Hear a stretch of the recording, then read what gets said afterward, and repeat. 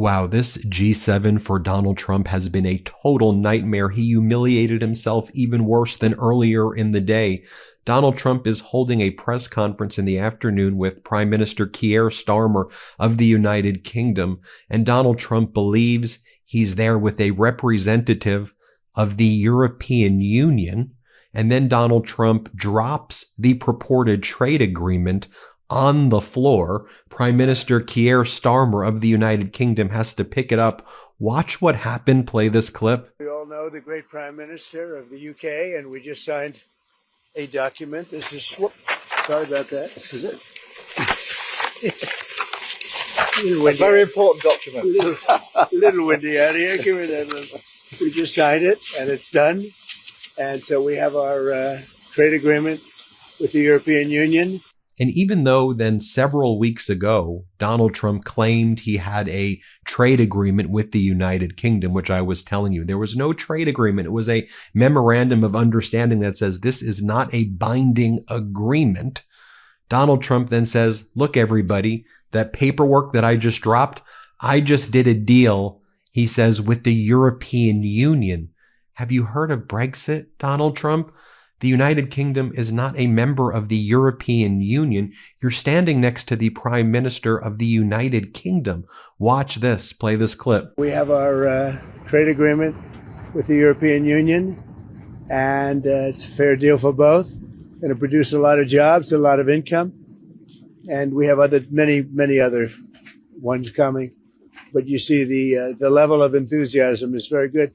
But the relationship that we have is fantastic. So I just want to congratulate you. Well, Donald, thank you very much. This now implements on car tariffs and aerospace, our really important agreement. And so this is a very good day for both of our countries, a real sign of strength. So thank you again, Donald. A really important day for both of us. Great people. And do you see there, Prime Minister Keir Starmer has to act like that's normal and that Donald Trump said United Kingdom, not European Union? And then didn't you claim you did a deal 3 or 4 weeks ago with the United Kingdom? And then why can't you hold the paperwork? Why do you keep on dropping everything?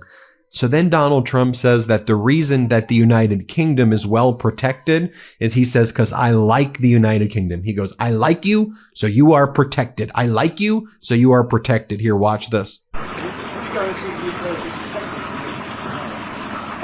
The UK is very well protected. You know why?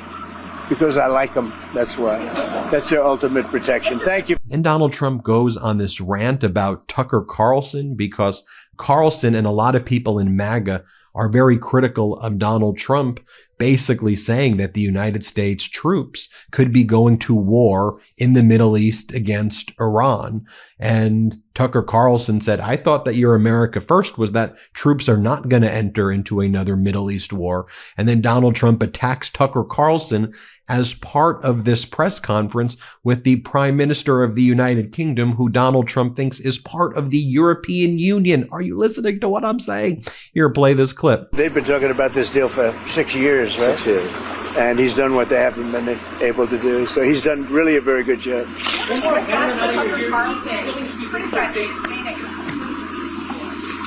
I don't know what Tucker Carlson is saying. Let him go get a television network and say it so that people listen. Thank you. Then, of course, earlier in the day, you had Donald Trump next to Prime Minister Carney of Canada. Look how awkward Donald Trump was there.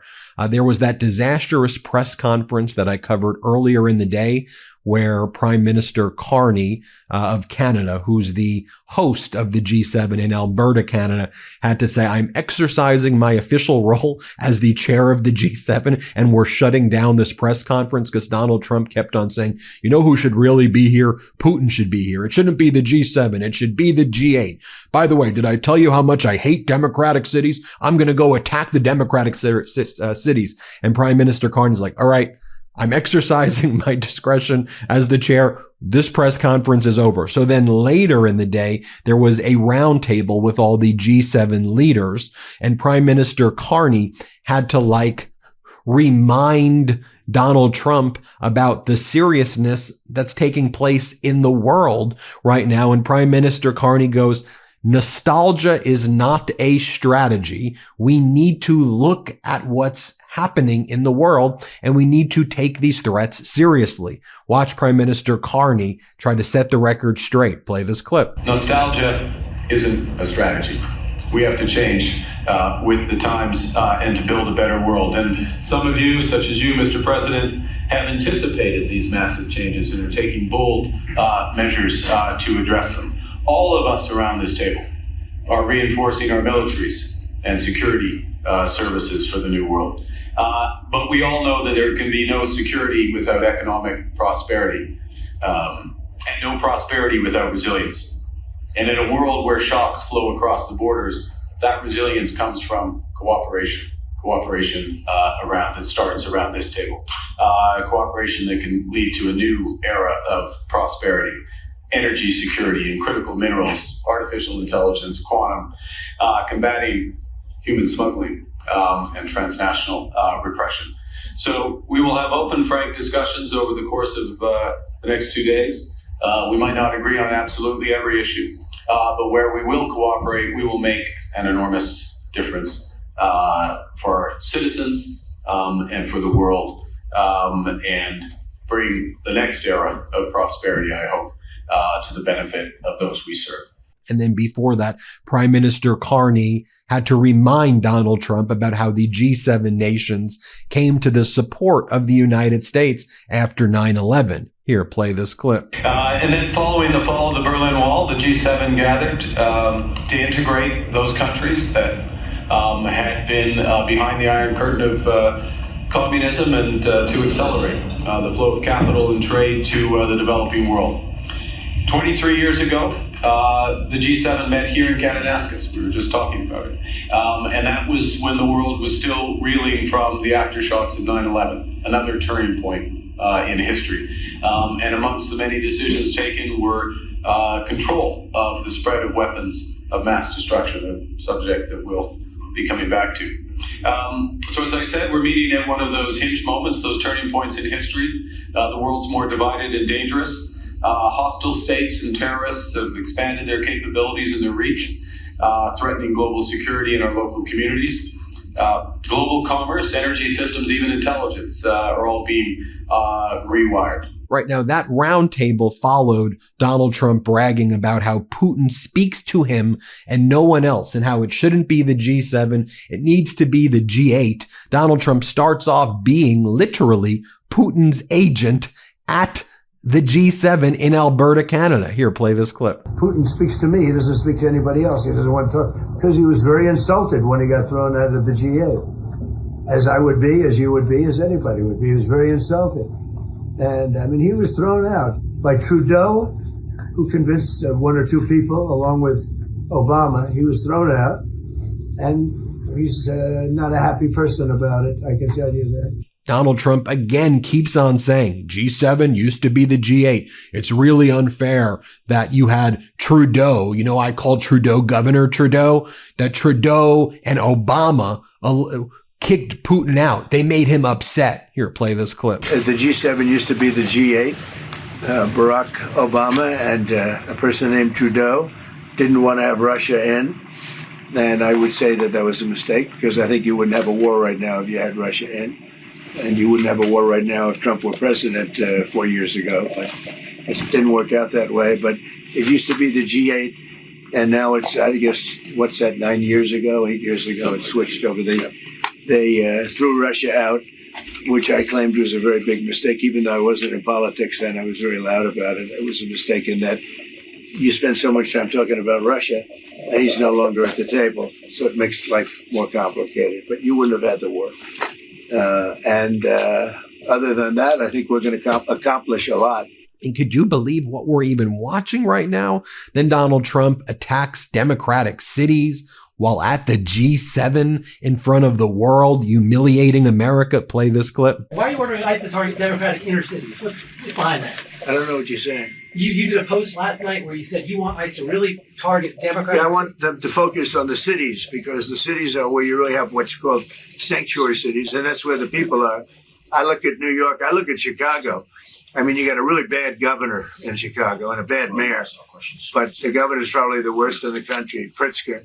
But I look at how that city has been overrun by criminals. And, New York and L.A., look at L.A. L.A., those people weren't from L.A., they weren't from California, most of those people, many of those people. And that's the focus. Biden allowed 21 million people to come into our country. Of that, vast numbers of those people were murderers, killers, people from gangs, people from jails. They emptied their jails out into the U.S. Most of those people are in the cities, all blue cities, all Democrat-run cities, and they think they're going to use them to vote. It's not going to happen. And this is the moment where Prime Minister Carney just said, I'm exercising my role as the G7 chair. We're stopping this right now. Let's play this clip. All Democrat-run cities, and they think they're going to use them to vote. It's not going to happen.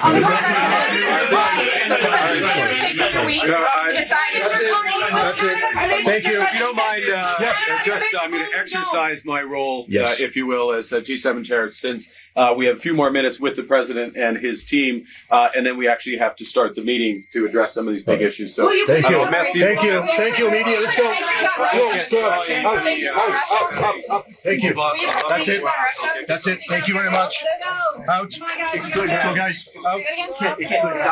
Thank you. Katie, let's go. Thank you. Okay. Mr. President, are you seriously considering Let's go. Thank you very much. Okay, let's go. So while that was taking place, Donald Trump had his DHS spokesperson, Secretary McLaughlin. She was out there basically saying, we are absolutely 100% going after migrants who didn't commit crimes. We are still going into the factories and the farms and the restaurants. And even if Donald Trump put out statements saying that we were no longer in the United States going to be focusing on the farmers and the workers and just going after the criminals, she goes, nope, we're going after everybody.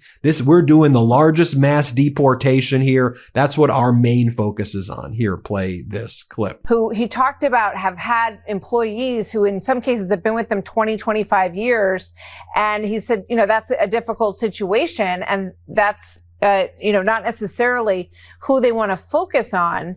Can you talk to us about this sort of evolving policy and effort here? Absolutely, Martha, and thank you for having me. Yeah, there's not been a change in posture. We can continue to enforce the law. Our worksite enforcement operations are really tip of the spear to getting these criminal illegal aliens out of our country. There is no safe harbor if you are in this country illegally. And our message remains, if you're here illegally, you should self-deport now. The U.S. taxpayer is so generously offering... But hold on a second, Tricia, because I just want to go back. He says we can't take farmers and all their people and send them back because they don't have maybe what they're supposed to have. He's talking about their documentation. So how is that not, a bit of a shift? He's saying he wants to focus on the cities, but that certain areas, farms and hotels, he doesn't necessarily want to focus. It sounds like he thinks it's okay if some of them have been there for a long time and their employers have a good relationship with them.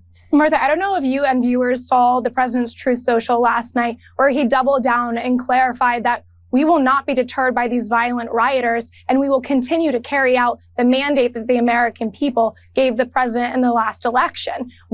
The mandate from the American people is there will be mass arrests, there will be mass deportations, and we will remove violent criminal aliens from this country. Just in the last 72 hours in LA itself, we've arrested drug traffickers, we've arrested known gang members, we've arrested convicted murderers. These are the worst. No, it's clear that is the focus, that he wants to, he's talked about the cities, he's talked about, we all saw people getting off airplanes and getting off buses and all of that.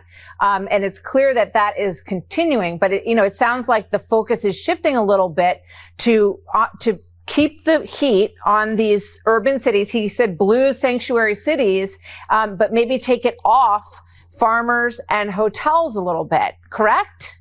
We will continue to enforce the law and continue to have workforce worksite enforcement, Martha. That's not a question. Those are not on pause. So that's what was taking place today as Donald Trump was once again humiliating the United States of America, humiliating himself. Let's play that clip one more time, though, where he drops the papers, because I think we've been noticing issues with his hand, and I just don't think he's able to hold things really. Here, play this clip. Rough to watch. Rough to watch. And then he says that Keir Starmer is the representative from the European Union. Hit subscribe. Let's get to 5 million subscribers. Can't get enough Meidas? Check out the Meidas Plus Substack for ad-free articles, reports, podcasts, daily recaps from Ron Filipkowski, and more. Sign up for free now at MeidasPlus.com.